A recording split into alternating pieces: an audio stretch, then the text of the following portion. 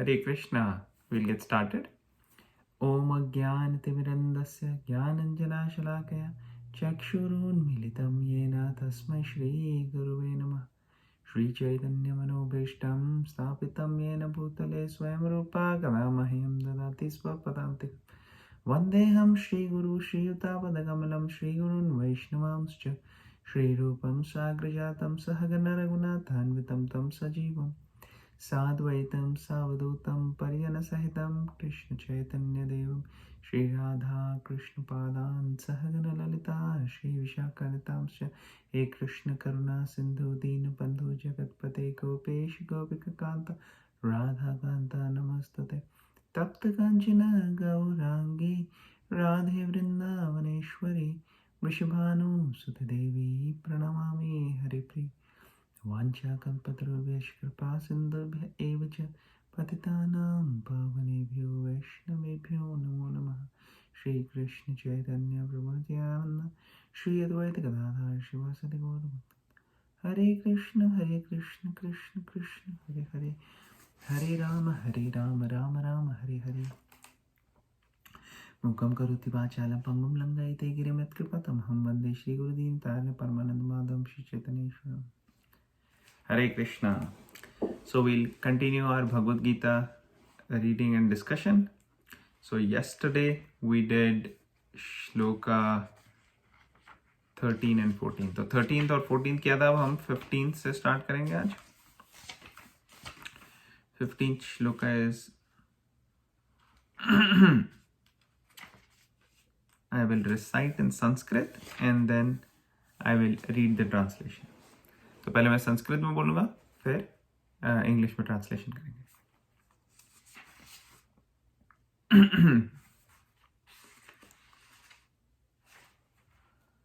पांचजन्यं ऋषिकेशो देवदत्तं Dhananjay पौण्ड्रं दद्मौ महाशङ्खं भीमकर्मावृकोदरा. Lord Krishna blew his conch shell called Panchajanya. Arjuna blew his, the Devadatta, and Bhima, the voracious eater and performer of Herculean task, blew his terrific conch shell called Poundra. तो यहाँ पे सबके जो शंख हैं उनके भी नाम है. जो आध्यात्मिक जगत है, स्पिरिचुअल वर्ल्ड, वहाँ पे कोई चीज़ जड़ नहीं है. जड़ मीन्स मटीरियल.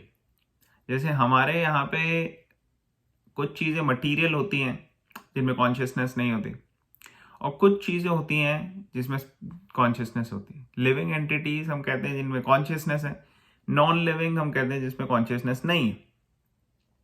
लेकिन स्पिरिचुअल वर्ल्ड में हर चीज़ में कॉन्शियसनेस है, क्योंकि वहाँ पे कोई डेड चीज़ नहीं है. ये ब्यूटी है आध्यात्मिक जगत की.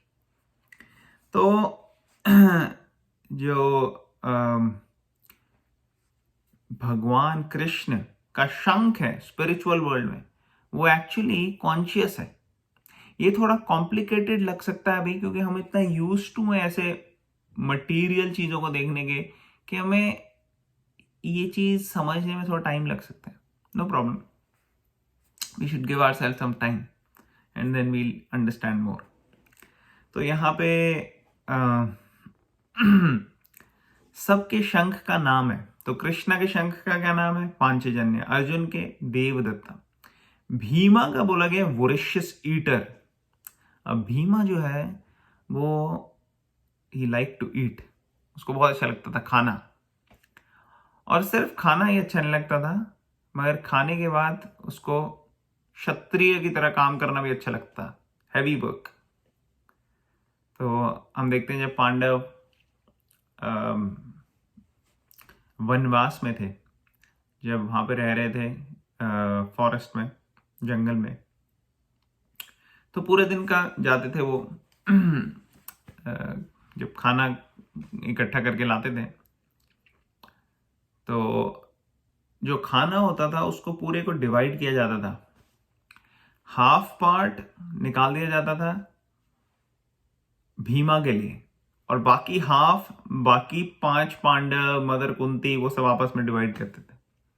तो ये सिस्टम होता था कि बाकी 4 पांडव और मदर कुंती ये डिवाइड करते थे, और भीमा जो है वो आधा पोर्शन खाता था। तो भीमा जो है उसकी एपेटाइट बहुत ज़्यादा थी।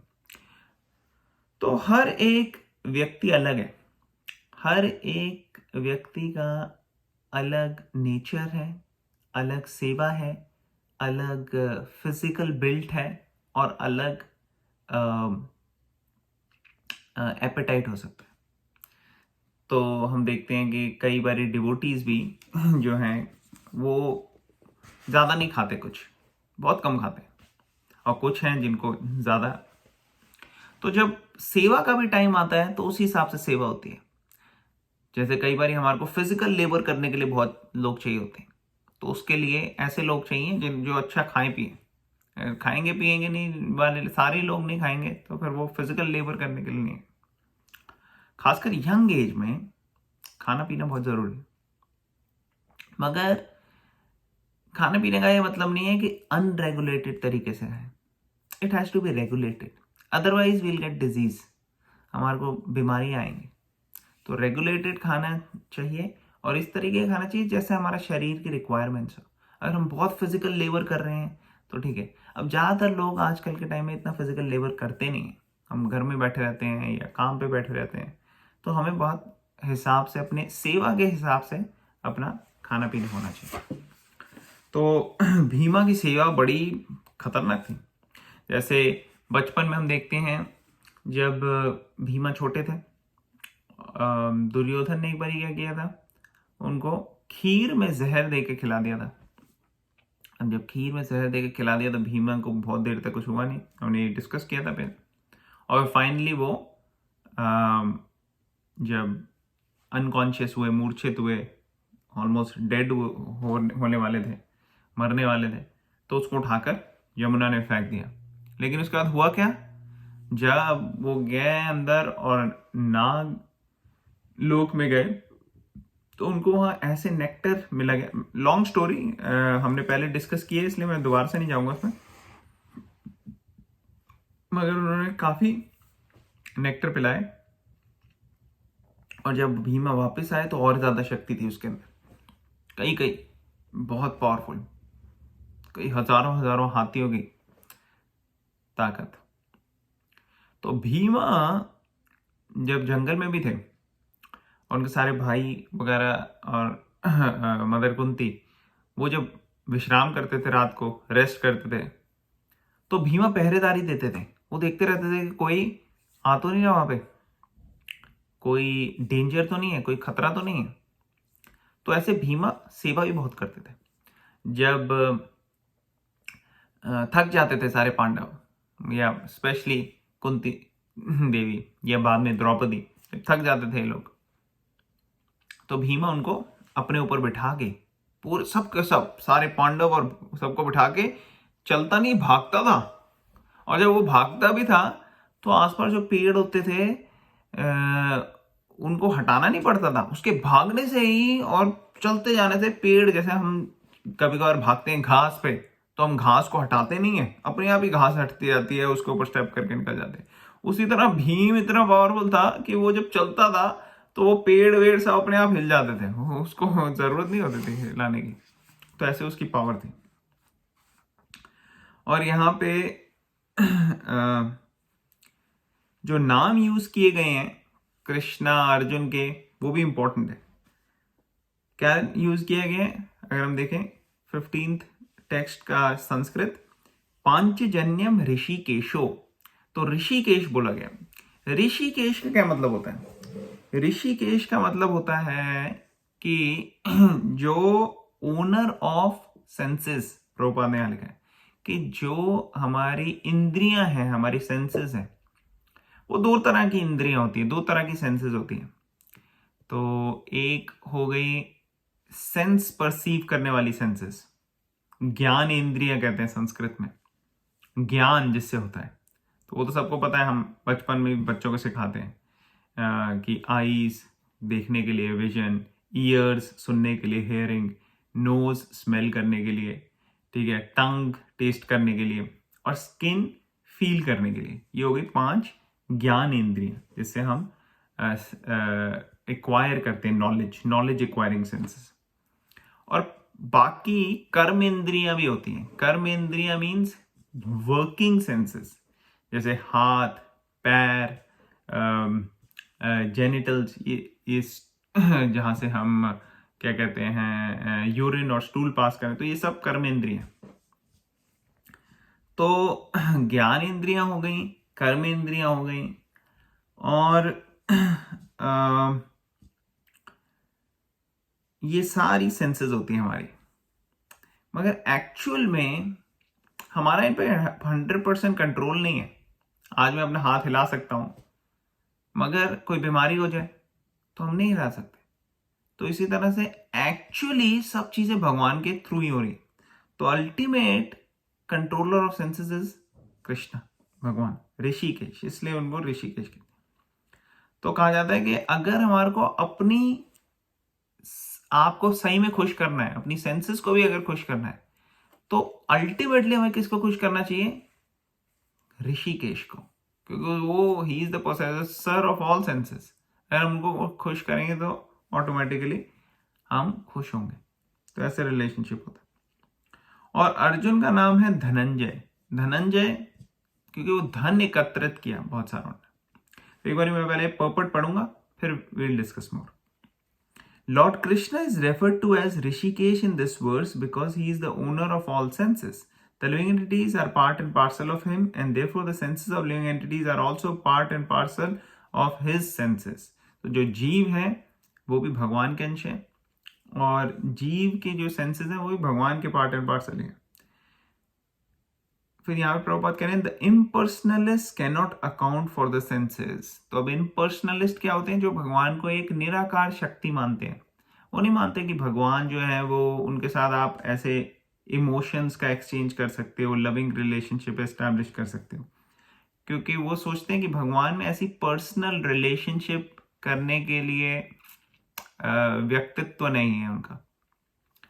तो वो एक निराकार शक्ति समझते हैं बस भगवान को। भगवान एक शक्ति तो है ही, लेकिन भगवान एक व्यक्ति भी है। शक्ति भी, व्यक्ति भी, और परमात्मा भी है। तो ये हर चीज है भगवान एट द सेम टाइम। ये ब्यूटी है भगवान की, क्योंकि भगवान तो हर कुछ हो सकते हैं ना, ऐसा कुछ नहीं हो सकता कि भगवान ना हो। तो यहाँ पे बताया गया impersonalists cannot account for the senses of the living entities, and therefore they are always anxious to describe all living entities as senseless or impersonal. The Lord, situated in the hearts of all living entities, directs their senses. तो भगवान हृदय में होते हैं और हमारे को direct करते हैं। But he directs in terms of the surrender of the living entity, and in case of a pure devotee, he directly controls the senses. लेकिन भगवान हमें कैसे डायरेक्ट करते हैं? जिस एक्सटेंट तक हम चाहते हैं भगवान को डायरेक्ट करना, जो पूरी तरह से भगवान के शेल्टर में आ जाते हैं, उनके शरणागत हो जाते हैं, उनको भगवान पूरी तरह से गाइड करते हैं।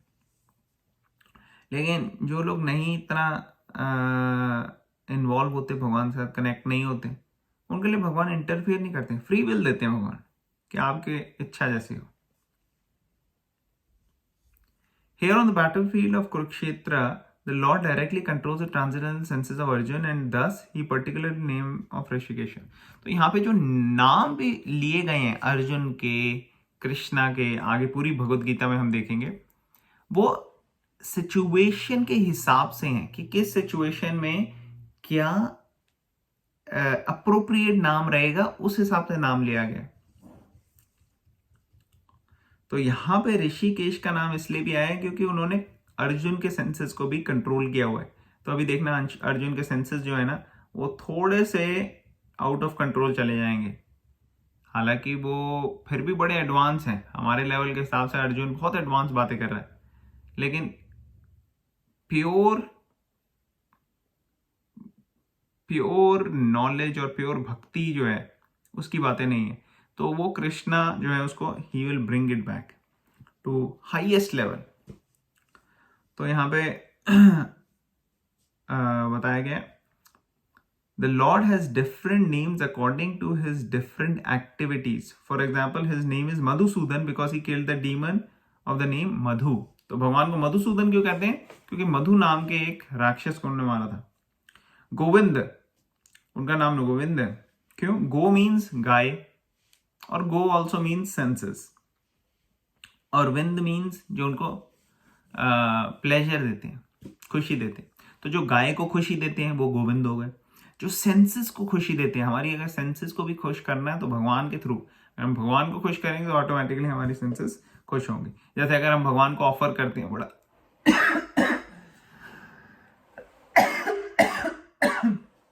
Excuse me,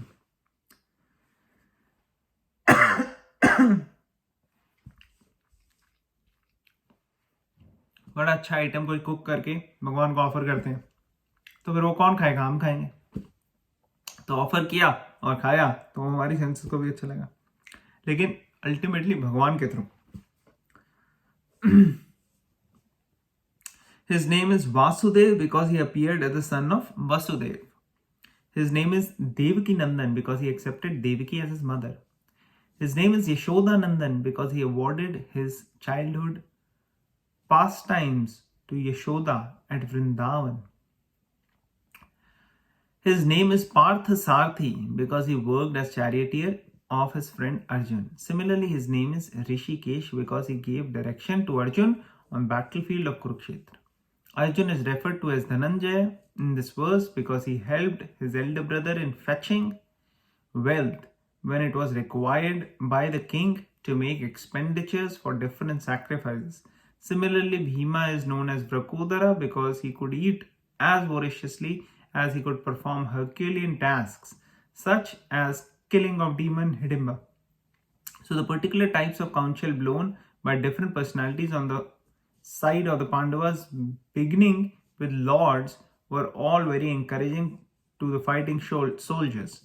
On the other hand, there were no such credits, nor the presence of Lord Krishna, the supreme director, nor that of goddess of fortune. So they were predestined to lose the battle, and that was the message announced by the sounds of the conch shells. तो यहाँ पे अर्जुन का बताया गया, उनका नाम धनंजय था, धन को अर्जित करके लेके आया था उस। तो जब पहले यज्ञ होते थे तो यज्ञ के लिए बहुत सारा धन चाहिए होता था, तब यज्ञ कर सकते हैं। तो यज्ञ की सामग्री जो होती थी वो ऐसे नहीं ऑर्डिनरी कुछ भी ले आए हम सामग्री के लिए। आजकल तो हम जाते हैं मार्केट में कहते हैं हाँ भाई हमने अपने घर हवन करना है, जरा लाना थोड़ा सामग्री दे दो, ये दे दो। ऐसे नहीं होता। यज्ञ मीन्स उसके लिए बड़ी बड़ी स्पेशल अरेंजमेंट चाहिए होता था, स्पेशल सामग्री चाहिए होती थी, स्पेशल ब्राह्मण चाहिए, स्पेशल गाय का स्पेशल घी चाहिए। ऐसे नहीं कि कुछ भी कर सकते हैं, और लार्ज क्वांटिटी में। इसलिए गौ रक्षा जो होती थी वो बहुत ज्यादा महत्वपूर्ण होती थी। आजकल क्या हो गया है कि गाय को एक्सप्लॉइट करके मशीन की तरह रखते हैं, उसमें से दूध निकालते हैं और सोचते हैं कि हाँ हो गया। क्वांटिटी देखते हैं कि दूध की कौन ज्यादा क्वांटिटी दे सकती है, वो वाली गाय लो, उसको बुरी से बुरी सिचुएशन में रख के मैक्सिमम से मैक्सिमम चीज निकालते हैं।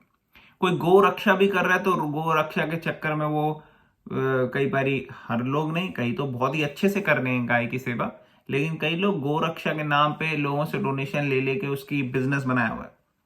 तो बड़ा केयरफुल रहने वाली चीज है आजकल कि क्योंकि सब लोग गाय की एक्चुअल रक्षा करने के लिए तैयार नहीं है, बहुत डिस्ट्रैक्ट हो गए हैं दूसरी चीजों में, तो प्रॉब्लम्स आ रही हैं। पहले के टाइम में आप देखो कुछ 100 साल पहले सबके घर गाय होती थी, सभी के घर ऑलमोस्ट, ये कॉमन होता था। तो अनफॉर्चुनेटली पहले मुगल्स आए और फिर अंग्रेज आए, और उसकी वजह से हम अपना कल्चर जो है वो हमारा खत्म हो गया। और सबसे इंपॉर्टेंटली हम उस कल्चर को एक पुराना समझने लगे। हम सोचने लगे नहीं ये बेटर है, जो मुगल्स कर रहे हैं, ब्रिटिशर्स कर रहे हैं, वेस्टर्न वर्ल्ड कर रहा है, अमेरिकन कर रहे हैं, हम सोचते हैं कि ये बेटर है। और ये जो है एक आइडेंटिटी क्राइसिस और इंफीरियोरिटी कॉम्प्लेक्स इंडियंस के अंदर मिलता है आजकल। उनको पता नहीं है रिचनेस क्या है अपने कल्चर की।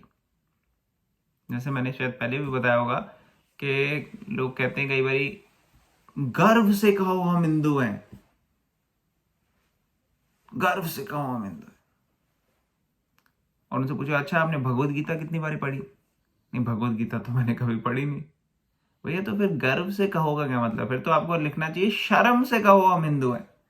शर्म से कहो हिंदू हैं, और भगवत गीता अभी तक हमने पढ़ी नहीं पूरी। पूरी क्या, भगवत गीता का एक श्लोक नहीं आता मैं। तो ये बहुत इंपॉर्टेंट है हमें समझना अपनी लाइफ में कि भगवत गीता की नॉलेज जो है वो प्रैक्टिकल है। अगर हम वो नहीं समझते तो हमारे को अपने आप को हिंदू कहने का कोई बहुत ज़्यादा हक है नहीं, क्योंकि हमें अपनी स्क्रिप्चर्स पढ़नी है, जैसे भगवत गीता, वेदास, श्रीमद् भागवतम। ये सारी जब तक हम नहीं पढ़ेंगे हमारे को पता कैसे चलेगा?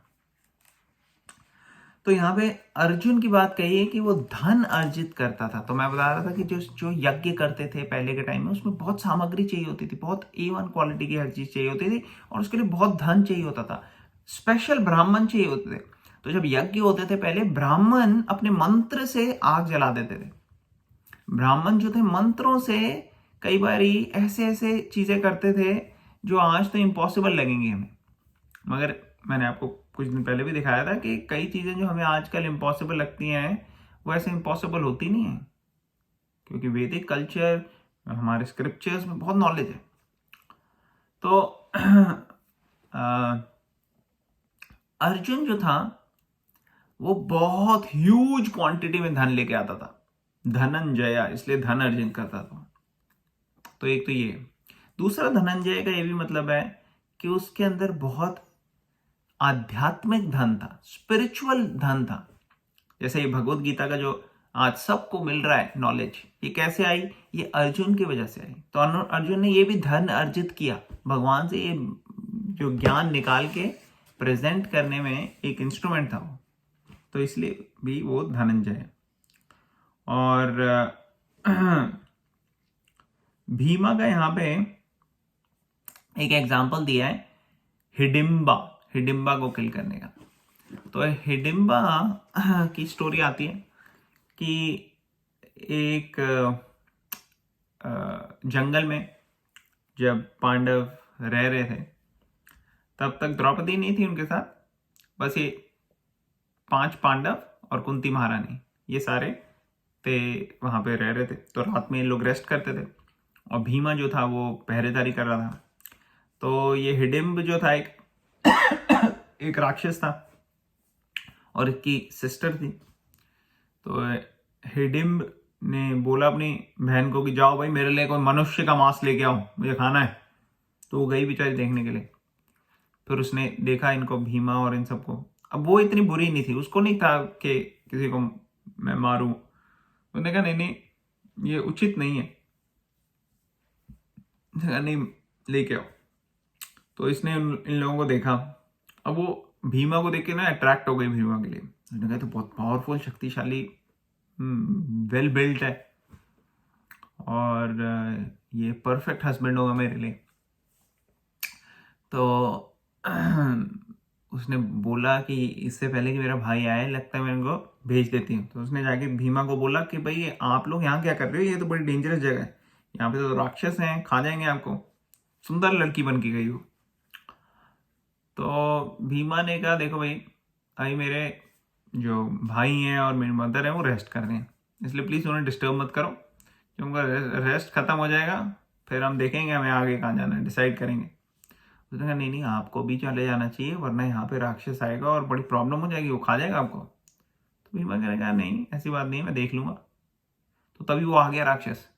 उसने कहा ये क्या चल रहा है, चक्कर है यार, मेरे को भूख लग रही है, इतनी देर से लेकर नहीं आई लड़की कुछ। तो वो वहां पे आ गया, और भीमा को जब उसने देखा, उसको आइडिया होगा कि ये तो पता नहीं कोई गड़बड़ चल रही है यहाँ पे। तो भीमा को उसने कहा चल भाई मैं तुझे खाऊंगा और तेरे साथ सारी फैमिली को। आया, उसने अटैक किया। और भीमा तो भीमा ही है, उसको तो अपॉर्चुनिटी चाहिए कि कब मैं डीमंस को और राक्षसों को मजा चखाऊं। तो युद्ध हुआ, बड़ा देर तक चला, और भीमा ने इजीली डिफीट कर दिया। और बाद में उनके फैमिली वाले उठे जब ये लड़ाई मार झगड़ा हो रहा था। और फिर एक्चुअली अर्जुन मजाक मजाक में बोलने लगा मैं आ जाऊं क्या, अगर आपसे नहीं हो रही तो आप ने कहा एक मिनट तू बैठ वहां पे, मैं अभी इसका ऐसी की तैसी करता हूँ। तो भीमा ने उसको किल कर दिया, मार दिया। तो जब मार दिया तो जो उसकी सिस्टर थी हिडिम्ब की, उसने बोला कि कुंती महारानी से कि देखो अब मेरे पास कोई, मेरा ब्रदर था पहले, अब तो कोई भी नहीं है, और मेरी मैरिजेबल एज है, मुझे मैरिज भी करनी है। तो उसने ये पॉइंट डाला कि इंडिकेट किया कुंती महारानी को कि शी लाइक्स भीमा। और कुंती महारानी ने कहा कि ठीक है, और भीमा, युधिष्ठिर महाराज ने भी देखा कि भीमा भी he is not against it, उसको भी अप्रूव्ड है। तो उन्होंने कहा ठीक है, इनकी मैरिज करा दी जाएगी। तो उनकी मैरिज कराई, और फिर भीमा कुछ टाइम वहीं हिडिम्ब के साथ, हिडिम्बा जो थी उसकी सिस्टर हिडिम्ब की, उसके साथ रहा, और घटोत्कच हुआ।